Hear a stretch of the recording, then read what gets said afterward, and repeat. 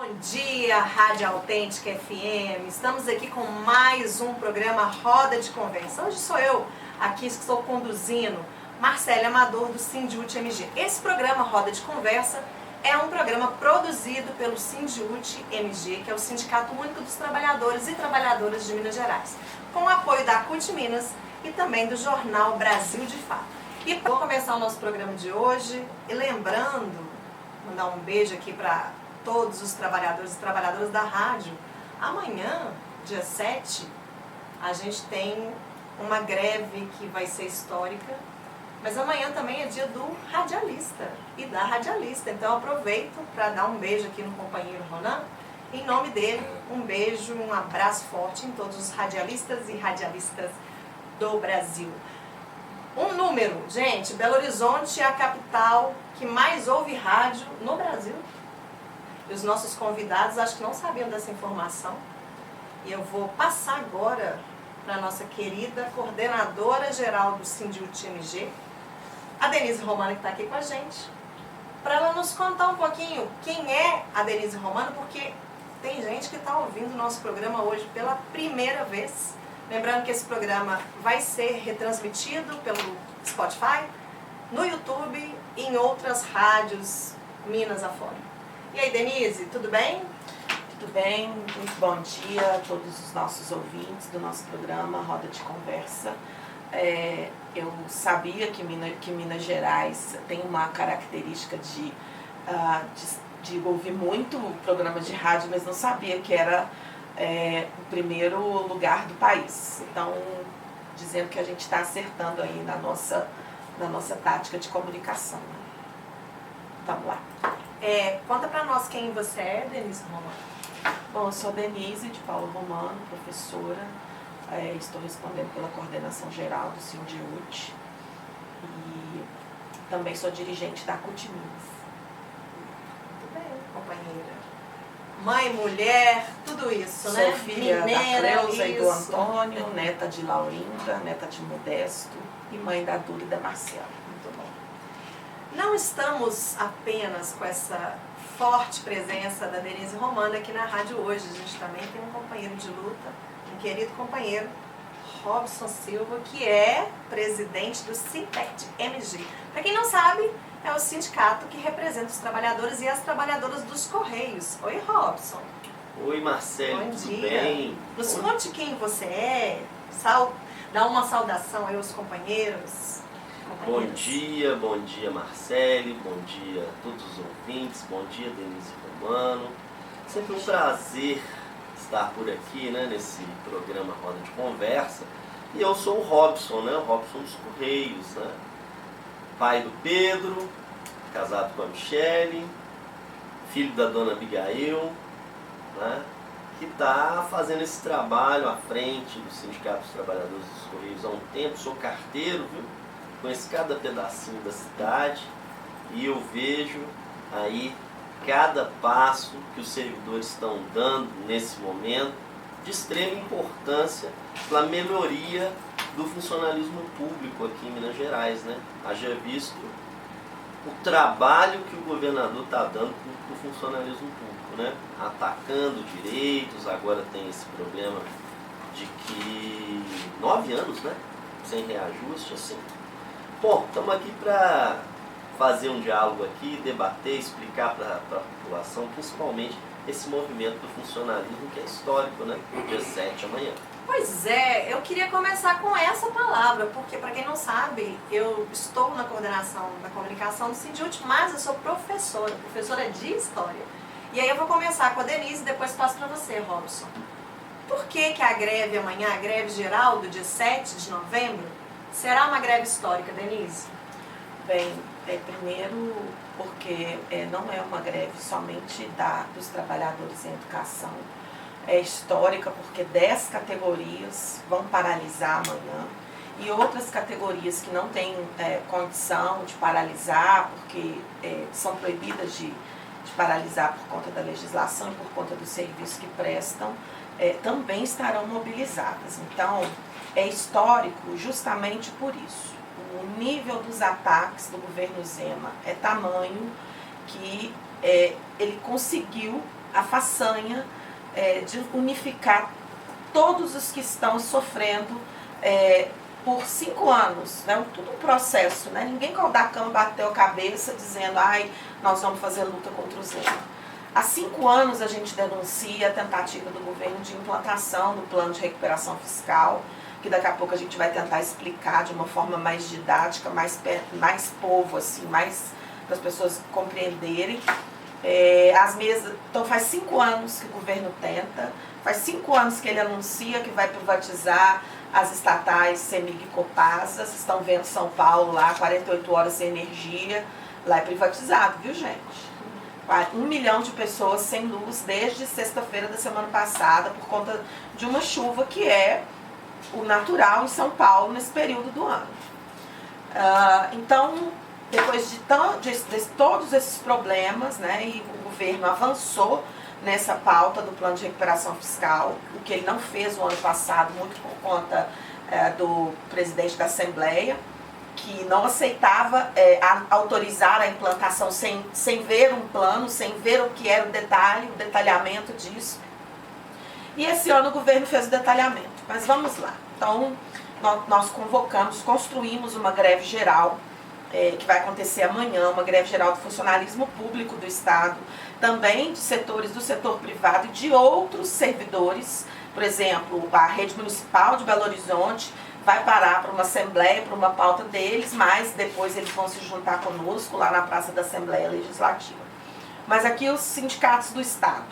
O Sindiúte, que é o que representa os trabalhadores em educação, o Sindsaúde, a Asteng, que representa os servidores da rede FEMIG, a ADUENG, que é dos professores da UENG, a ADUNIMONTES, que são os professores da Unimontes, que é a Universidade lá de Montes Claros, o Sinfasfisco, que são os servidores da Fazenda, o Sindágua, que são os servidores da Copasa, o Sindeletro, que são os servidores da CEMIG, os eletricitários, o CICIPSENG, que é um sindicato que é a representação dos servidores do IPSENG, o Sindipúblicos, que congrega aí os servidores, né, administrativos da administração direta, e o Sindicema, que é o sindicato do meio ambiente.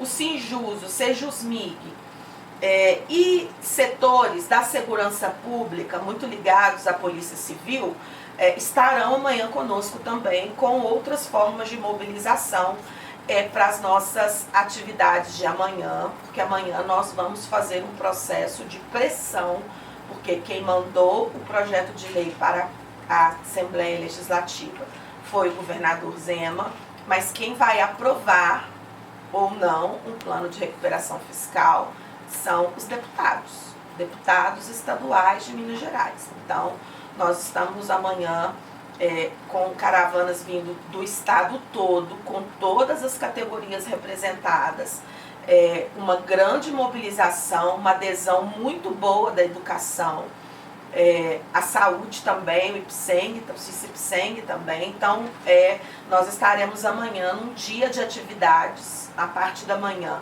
uma audiência na Comissão de Educação, Ciência e Tecnologia, com requerimento da Beatriz Cerqueira, nossa deputada, para debater esse plano, para ouvir inclusive pessoas de fora, de outros estados, que já passaram por isso, estão vivendo lá o 8º ano do plano de recuperação fiscal, com um arroxo salarial, um arroxo da economia do estado inimaginável. E às 14 horas nós faremos uma assembleia unificada do funcionalismo, que é algo inédito também, onde nós vamos tirar aí um novo calendário de mobilizações para frente. O governo tem pressa de aprovar o plano, porque quanto mais se discute a respeito do plano, mais a gente descobre que não vai recuperar nada. Assim, o plano o Estado deve à União uma dívida questionável. Uma dívida questionável que começou lá atrás, lá na época da privatização do BENJ, da quebra da Minas Caixa, o Estado assumiu dívidas que não eram dele, enfim, começou ali, né? O agravamento dessa dívida.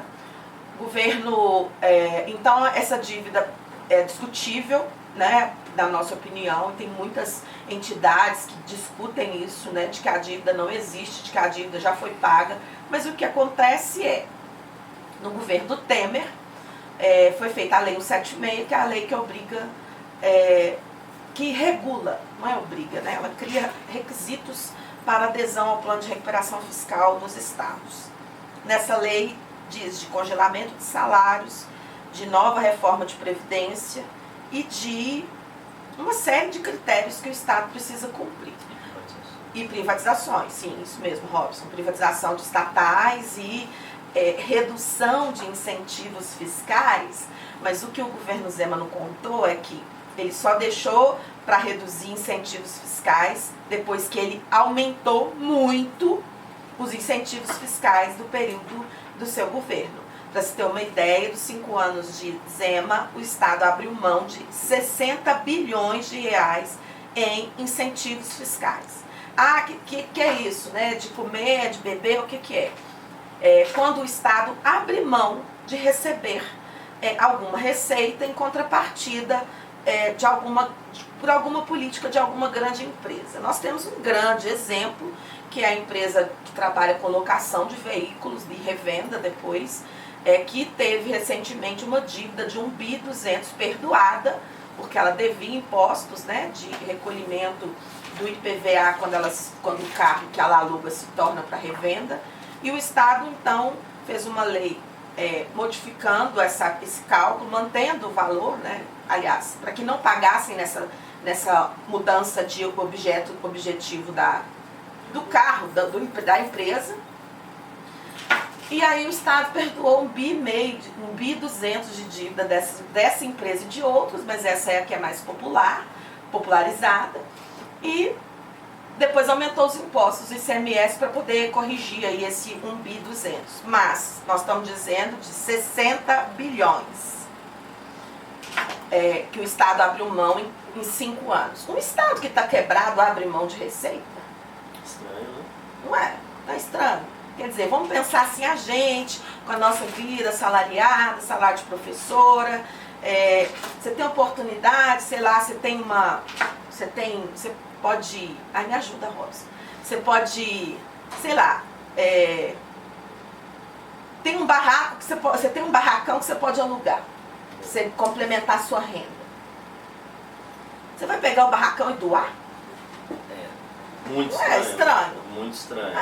Por exemplo, eu fico vendo assim, quando a gente que é povo, porque todo mundo aqui é povo, quando a gente está apertado, né, aquele mês que alguém ficou doente, que estragou a máquina de lavar roupa, ou que o carro estragou, que aconteceu alguma coisa que não estava organizada dentro do seu orçamento.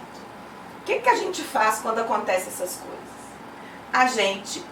E quando isso se prolonga, a gente começa a cortar gasto, né? Mas a gente não corta o essencial. Não. A gente corta primeiro o que não é essencial. Nós não vamos cortar comida. Se a gente está devendo, a gente não corta comida, ninguém corta comida. E o governo faz exatamente o contrário, né? Se eu estou devendo, abro mão de receber imposto e agora eu vou congelar o salário dos servidores públicos e vou congelar os investimentos. Então quem vai pagar a conta? É o povo. Ah, vocês estão falando isso? As pessoas podem dizer, né? Os críticos. Vocês estão falando isso só porque vocês estão defendendo o emprego do servidor público, que servidor público é marajá, que servidor público não presta. Eu quero dizer para vocês o seguinte. Nós temos servidores públicos na saúde que se dedicaram até com as suas vidas na pandemia, que tem investimento básico inferior a R$300 no estado de Minas Gerais. Uma professora, não é da minha categoria da educação básica, não. Uma professora da UENG, o vencimento básico dela é menor que o nosso, da educação básica. Eles recebem... Educação superior, né? Sim, sim. Eles recebem um monte de penduricalhos, de ajuda de custo, auxílio alimentação. Se eles adoecerem e tirarem licença, eles perdem todas as ajudas de custo e ficam com o salário seco, menor que o nosso. Mas sabe o que acontece? As pessoas trabalham fazendo tratamento de câncer. Trabalham fazendo tratamento, fazendo quimioterapia. Mulheres com câncer de mama trabalham, não afastam do trabalho, que é um direito que ela teria de se afastar. para não perder a ajuda de custo. Então é isso que o governo, voltando aqui para o plano. Então Minas deve 167 bilhões para a União. A dívida explodiu nos últimos 5 anos do governo Zema, que parece que trabalhou para que isso acontecesse, né? Porque ele foi beneficiado com as decisões judiciais do governo anterior, que pediu a suspensão do pagamento da dívida, porque os salários estavam atrasando, etc, etc. O governo não pagou nenhuma parcela da dívida nesses 5 anos. Não paga o piso. Não paga o piso, não paga o piso, está entregando escolas para os municípios, quer entregar hospitais para as OS, para as OCIPs. Todas as obras que anunciadas lá no Instagram do governador, é tudo da iniciativa privada que financia. Engraçado, né? Não é engraçado isso? Então, assim, 9 anos de plano de recuperação fiscal, 167 bilhões de dívida. Ao final dos 9 anos, 210 bilhões. Denise, você me permite Claro. uma coisa? Porque é o seguinte, você falou de várias coisas, por exemplo, entregar o hospital para o CIP, entregar o ensino básico, né, fazer a questão da municipalização e tal. A gente está falando isso aqui, mas entregar o hospital para o CIP quer dizer que vai piorar a saúde para o povo. Exatamente. Né? É coisa assim, coisa real, que está afetando a pessoa lá na sua vida cotidiana. E mais, congelamento do salário dos servidores de 9 anos, isso quer dizer que a máquina pública ela vai deixando de funcionar. Ela já não está legal porque não tem valorização do funcionalismo público, né?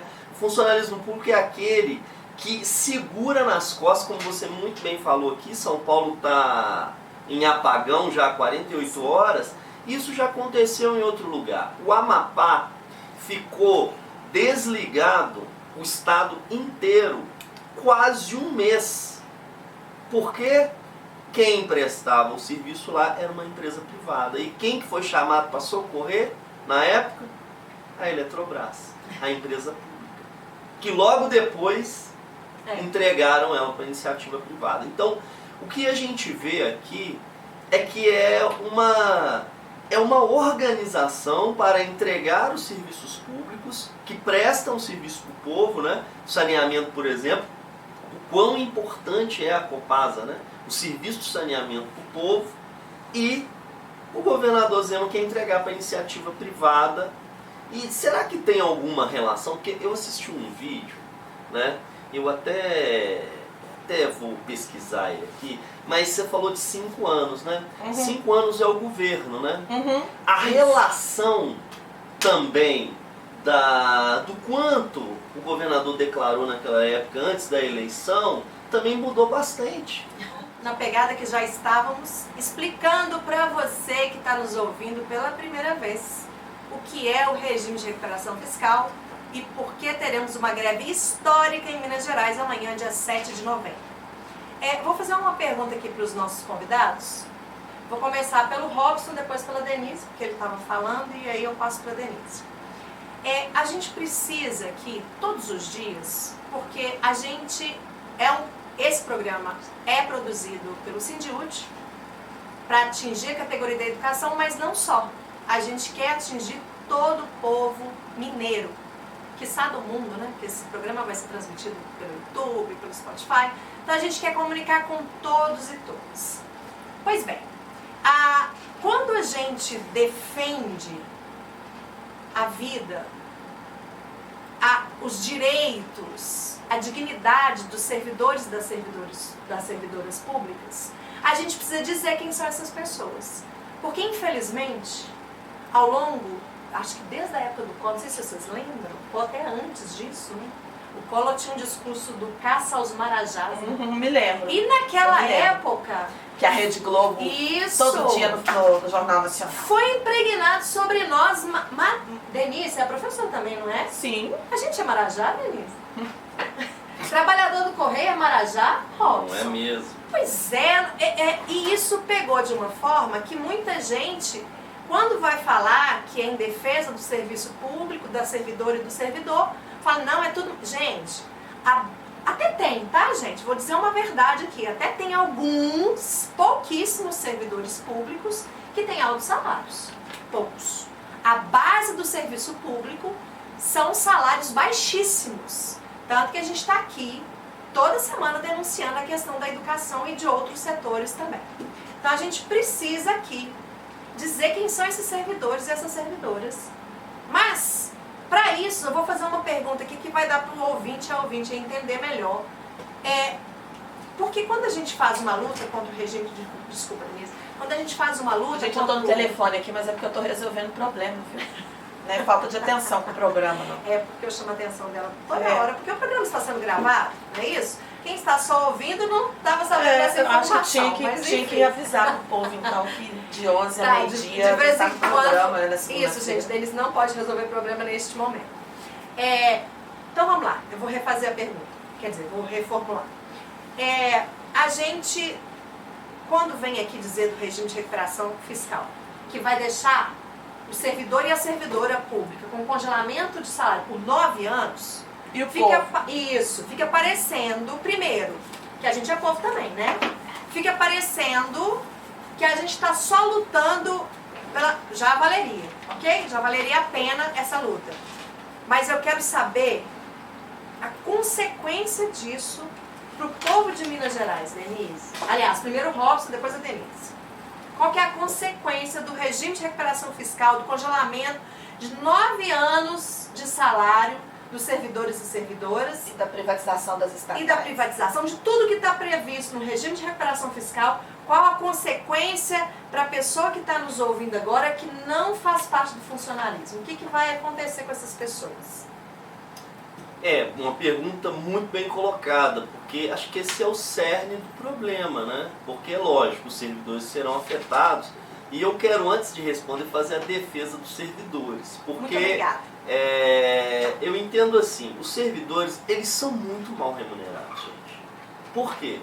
Segurar um serviço como, por exemplo, nós vimos na pandemia, como foi explicado aqui, ali era o pessoal do sistema público, segurando a onda de tudo.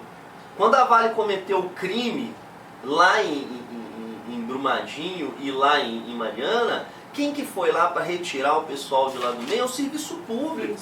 Foi a Defesa Civil, tudo isso é serviço público. Então, eu entendo que esse ataque que o governador faz ao serviço público, ele fragiliza toda a estrutura do Estado que presta aquele serviço que lá na ponta a pessoa sente.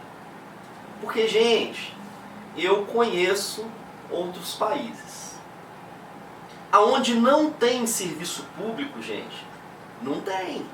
Não tem jeito de ir na UPA, não. Não tem UPA, não. Se você não tem dinheiro para pagar o atendimento médico. O atendimento médico, você morre. Aqui, vamos pegar um exemplo do que está acontecendo aqui do ladinho. Nós estamos no verão, o Brasil chove muito, nós estamos vivendo aí os extremos do clima, chove num dia, faz frio no outro, faz frio e calor no mesmo dia. São Paulo, que é uma cidade que sempre tem problemas com chuva, ok? São Paulo teve uma tempestade na capital e acho que na região metropolitana ali, na sexta-feira, que alagou, que derrubou árvore, que derrubou poste, a energia elétrica acabou. Adivinha o que está acontecendo lá até hoje? Porque lá a energia foi privatizada. Lembra do Tarcísio batendo, o governador de São Paulo batendo, isso viralizou agora nas redes, batendo aquele martelo no leilão de uma bolsa, que ele quase quebrou a mesa e o martelo junto? Aquilo ali foi o dia que abriu as ações da Sabesp, porque da Eletropaulo, que era uma estatal que cuidava da energia de São Paulo, já tinha sido vendida antes. Pessoal, a Enel, que é a empresa italiana que comprou a concessão, que presta serviço agora lá em São Paulo, desligou os canais de atendimento. Um absurdo. Desligou os canais de atendimento. As pessoas estavam fazendo vídeos, assim, da ligação de 1 hora, 2 horas, 3 horas naquela ligação de atendimento eletrônico. E aí? Quer dizer, as pessoas estão sem luz, hospital sem luz, casa sem luz, comércio sem luz. Imagina se você tem uma sorveteria lá na cidade de Tiradentes, lá em São Paulo, lá na periferia, lá na Zona Leste. Tem um estoque, porque está quente. Você fez um esforço para fazer um estoque do seu sorvete, para vender nos finais de semana. Acabou, gente. Foi embora. 48 horas sem energia. O que você tem na sua geladeira já foi embora também. Já foi embora, já apodreceu, já estragou, que é perecível. Aí agora o que está acontecendo? Os prédios de São Paulo, os residenciais, que tem 20 andares, as caixas d'água já esvaziaram, não tem energia para bombear a água. Porque as bombas funcionam com energia elétrica. Imagina você morar num prédio de 20 andares e ficar sem o elevador. Imagina ficar sem água. Sem a água. Então, pessoal, é disso que nós estamos falando. A pessoa tem uma distribuidora de bebida, ela não é milionária não, ela não é a dona do Zé Delivery não, porque o Zé Delivery é um aplicativo da Ambev.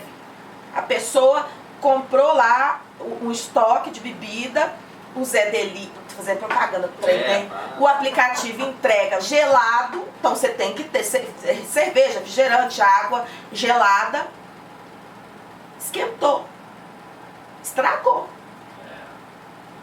Refrigerante nem tanto, mas acabou. Quer dizer, é isso que as pessoas precisam compreender. É isso que é, porque é isso que acontece com a privatização, porque a Enel mandou 39% dos servidores embora, demitidos, de 2019 para cá. Denise, olha aqui, ó, aqui do nosso lado, o metrô foi privatizado dentro.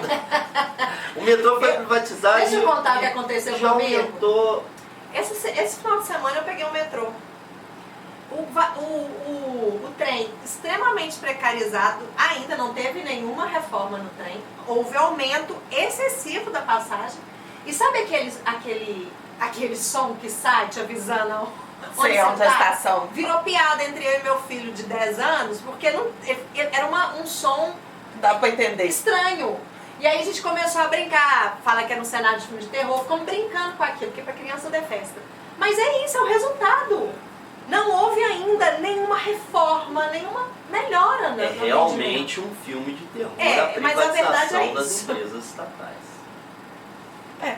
E é isso. E aí, é sobre isso. Pra nós. E aí, aí a gente fica vendo lá, né, no Instagram da Enel. Vocês podem entrar lá no Instagram da Enel para ver as pessoas reclamando. Hospital. E quem está em casa, por exemplo, tem muitos idosos, acamados, que precisam de equipamento home care, que não é uma coisa do outro mundo. Não, exatamente. Que precisa de oxigênio direto, de ficar monitorado. A insulina precisa ser guardada na geladeira, as pessoas guardam a insulina em casa, na geladeira. Quem vai pagar por isso? E aí outra coisa, será que a empresa privada vai pagar? Claro que não. A Enel tá esperando Deus, velho, ir lá para consertar a energia. Porque as pessoas, inclusive, aí eles colocam assim no Instagram, tudo bonito, né? Nós estamos fazendo esforço, envidando esforços para atender e restabelecer a energia. E eles botam a culpa no São Pedro também, que fala que a chuva foi muito forte. Sim. Aí as pessoas... rede social é bom por isso, né? As pessoas pegam o carro e vai andar em volta. Fala assim, fui em tal bairro, próximo da minha casa, na região ali de Santo Amaro, por exemplo.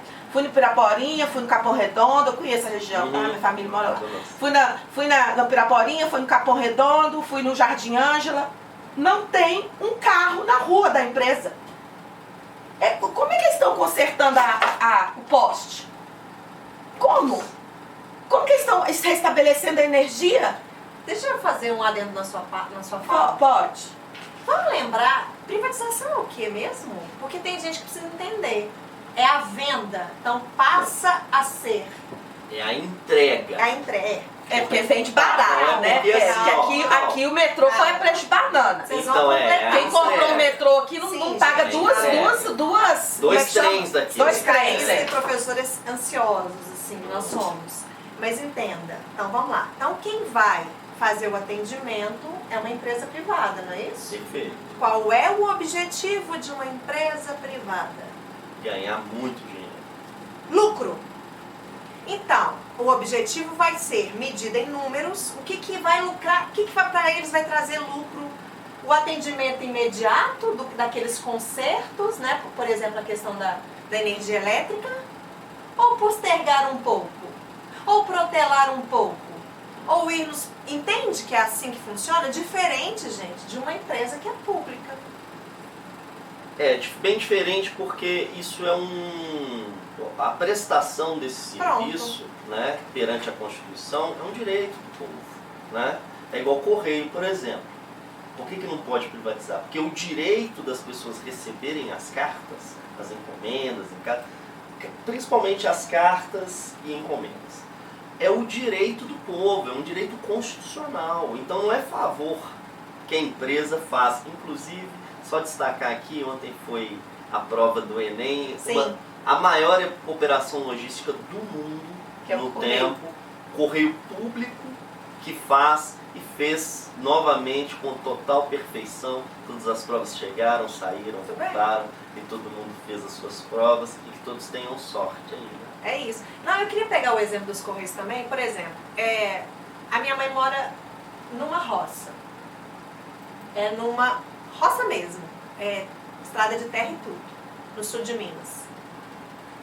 Ela receberia cartas, encomendas, com a mesma presteza dos Correios hoje, que é uma empresa pública, se ela fosse privada? Óbvio que não. É sobre isso que a gente está dizendo. Então, se você tem uma capital como Belo Horizonte, e você tem um bairro como Belvedere, uma Savassi, e a região ali metropolitana, a região aqui do aglomerado, quem que vai ser atendido primeiro? Numa lógica privatista. Gente, é disso que nós estamos dizendo. Eu já passei por essa situação. Quarta-feira, quinta-feira. Porque como o governo do estado já está tentando desmontar a empresa por dentro, a CEMIG, ele fecha os postos de atendimento. Então, se você estiver lá na Serra do Cipó e a luz acabar na Serra do Cipó, tem que sair uma equipe aqui do Anel Rodoviário de Belo Horizonte para ir lá na Serra do Cipó. Se a luz acabou só na Serra do Cipó. Porque se acabou na região metropolitana inteira, meu amigo, porque uma estação que chamava Cercadinho, já explicou isso aqui, que tinha ali perto do Ribeiro de Abreu, o governo vendeu o terreno, desmontou. Então, assim, toda semana tem uma manchete de TV com problema de água, já reparou? Já. Deve ter mais ou menos uns 2 meses, que toda semana tem algum problema. A adutora explodiu, o cano está vazando com muito volume de água. O que é isso? Você retira o serviço, você retira, o povo xinga, não é o governador, o povo xinga, é a Copasa, para o povo falar assim, vende mesmo. É isso. É isso. Eu me lembro que no governo do Fernando Haddad, lá em São Paulo, eu estava olhando isso hoje, revisitando essa notícia hoje. Quando ele era prefeito, que ficava a trupe, né, da Faria Lima lá xingando e etc., cheio do dinheiro, ele queria fazer o enterramento da rede elétrica de São Paulo. Para não ter, o que é? Passar por baixo da terra, para não ser vítima das intempéries do tempo. E ele foi crucificado quando tentou fazer isso.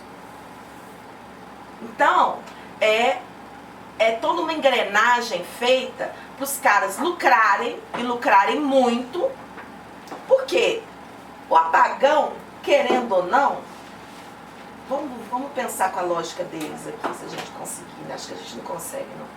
O apagão não deve estar dando prejuízo para a Enel, não. O que ela gasta para gerar, tem um gasto, tem um custo operacional. É igual quando a gente fica sem internet em casa. Você fica sem internet, aí a operadora fala assim, não, vou descontar o tempo que eu sei. Não, aí não desconta. Não, é um merreco. Você pode ficar 3 dias sem internet, que na hora que você olha a conta, descontou R$1. É a mesma coisa. Então, ninguém compra empresa privada para ter empresa pública e transforma ela em privada para ter prejuízo em hipótese nenhuma. Em hipótese nenhuma. Então, prestem atenção, porque é isso que o governo do estado quer para Minas Gerais. É isso. É para você ir no posto e não ter hospital, aliás, ir no posto e não ter atendimento, ir no hospital da FEMIG e não ter atendimento, vai virar tudo iniciativa privada, porque no plano de recuperação fiscal tem 13 hospitais da FEMIG que vão ser entregues para a mão de OS, né, organização social, que a gente já sabe que não deu certo, tanto não deu certo que a Marília tirou, né, desprivatizou, né, a gestão das coisas lá em Contagem, né, dos postos e tudo. E é isso que o governo quer. Não tem nada de que Minas vai quebrar, que tiver que desembolsar 16 bilhões ano que vem. Porque se fosse assim, o governo não tinha se dado R$300 juros para ir para os secretários. Se fosse assim, ele não tinha perdoado a dívida de 1,2 bilhão da empresa de... Localiza as empresas. Localizem as empresas de retacar. Isso. E também não abriria mão de receber receita. E também não entregaria as escolas estaduais para os municípios, porque ele também abre mão de receita quando faz isso. E não teria aderido lá ao projeto, não, ao acordo da Lei Candira, que tinha que receber. Sobre isso. Vamos pegar os números aqui antes da gente encerrar. Eu tenho aqui. Você tem? Fala aí. Então, Minas perdeu, gente, 135 bilhões de reais. Sendo que o Estado perdeu 101,25 e os municípios 33,75 bilhões. Ele fez um acordo em 2020, lembrando que quem era o governo era o ladrão de joias, o inelegível, e Zema cedeu esse acordo, né? Que ele vai receber, pasmem, o Estado de Minas. 94 bilhões, perdeu 94 bilhões e Minas vai receber 6,55 bilhões em 17 anos. Que isso? É uma conta que não fecha, gente. É uma conta que não bate. Fora a questão do perdão da dívida, né? Que foram de decisão judicial, de prescrição, e tudo isso, como a Denise disse no início, fica uma coisa que não dá para entender direito. Peraí, por que o Estado não recorreu dessas decisões judiciais? Por que deixou prescrever? E por que perdoou? Quem foram os beneficiados? Então foi mais de 10 bilhões de reais. Marcelo, tem mais uma pergunta. A saída para esse problema, ela não é jurídica, ela não é jurídica, ela é política. E o governo do estado está sentado olhando os prazos, a lei, e não faz política para o estado. Nós temos um senador que é presidente do Congresso Nacional, sim, que é mineiro. Quem procurou? Quem procurou o governo Lula?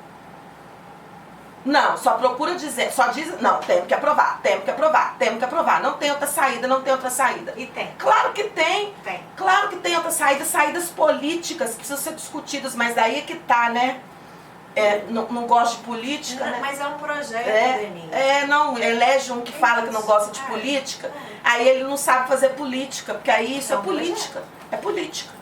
É através da via política, da negociação política que a gente vai conseguir resolver essa questão. Mas com o comportamento do governador do estado, que a gente já conhece há 5 anos, precisa de 22 sindicatos do funcionalismo público se reunirem numa frente, 12 categorias convocarem as paralisações das suas determinadas categorias e uma inédita Assembleia do Funcionalismo para tirar um calendário ofensivo contra a aprovação do plano de recuperação fiscal. Isso que o governo do estado de Minas Gerais. Desculpa te cortar, nós estamos para os minutos quase que finais aí do nosso programa. Eu vou passar a palavra para o Robson e depois eu quero só fechar com umas questões. Rapidamente, agradecer a participação aqui, quero mandar um abraço para a nossa companheira Vânia, que é da Guarda de Kombi Moçambique, do bairro Concorde, lá do Congado São Bartolomeu, né? Fez 60 anos beijo, no sábado.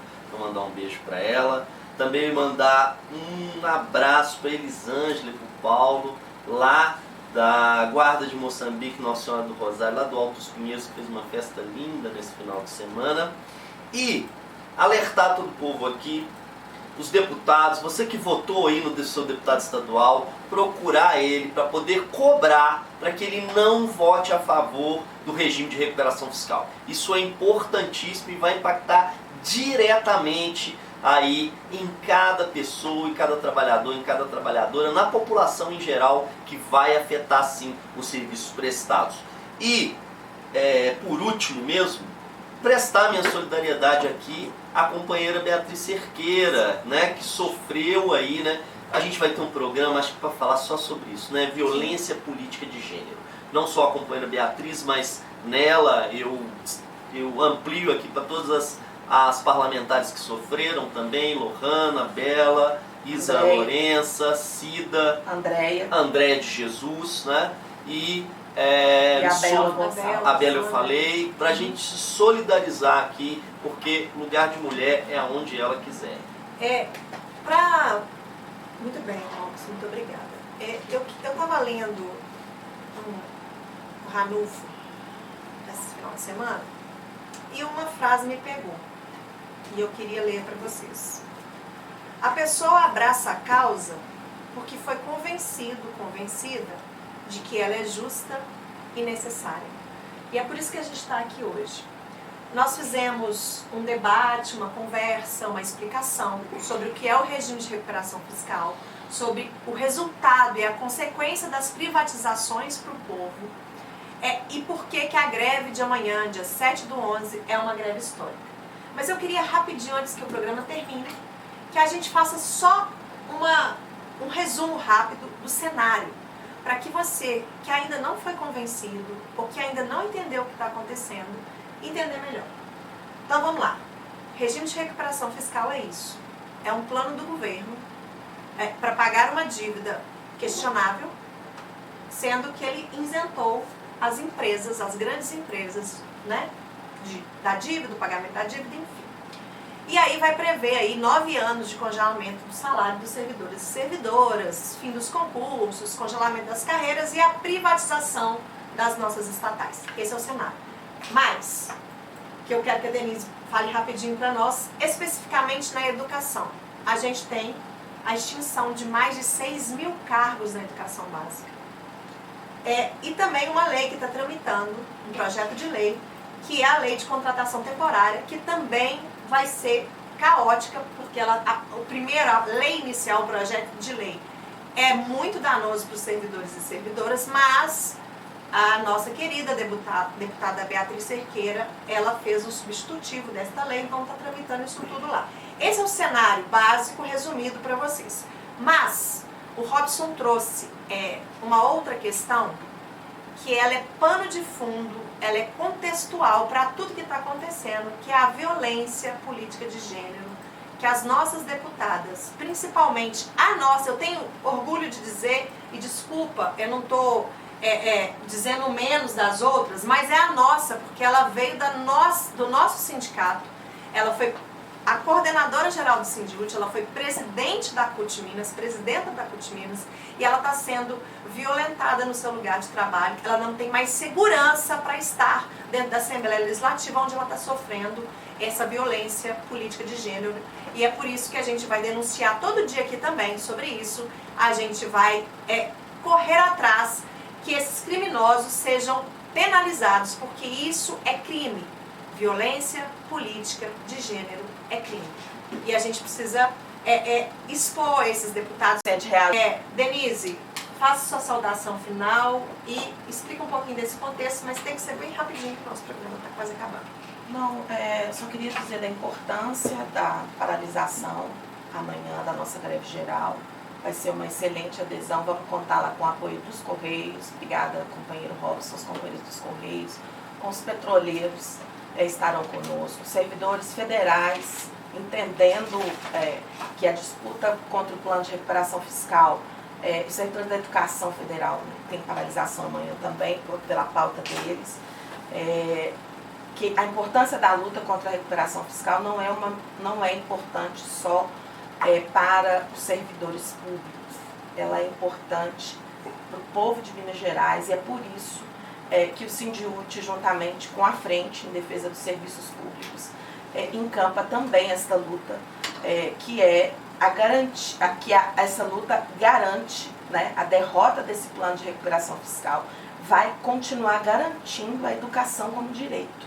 É esse o risco que a gente está correndo, no caso de uma aprovação de um plano tão cruel com a população, que reduz tantos investimentos em políticas públicas. Então, não é a última vez que vamos falar disso aqui, provavelmente vamos falar disso no próximo programa, e no próximo, para que a gente explique para as pessoas. E aí, quando eu ouvi falar de privatização de CEMIG, lembra de São Paulo sem luz há 48 horas. Lembra da Enel, que desligou os canais de atendimento.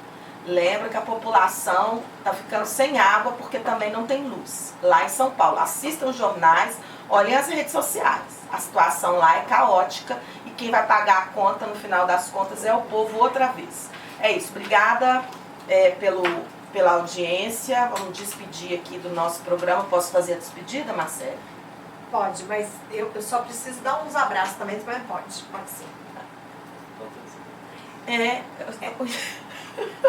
Eu vou trazer uma lista de abraços também. Pode terminar, mas era isso, eu queria só agradecer. Não, também. eu queria agradecer, pode dar seus abraços. Eu vou trazer uma listinha também. Todo mundo trazendo. Ah, já sei, Mônica Pimenta, nossa da audiência, Idalina, Mirtes, pessoal lá de Unaí que está dando audiência pra gente. Um abraço para toda a nossa categoria. Escuta também dos bancários. E daqui a pouquinho a gente sabe que as categorias, a nossa categoria já vai começar a sair das regiões para chegar aqui amanhã. Então, uma boa viagem para vocês, um bom deslocamento até Belo Horizonte. Amanhã a gente vai se ver o dia todo na luta contra o plano de recuperação fiscal. Obrigada. Obrigada, gente. Um abraço. Denise.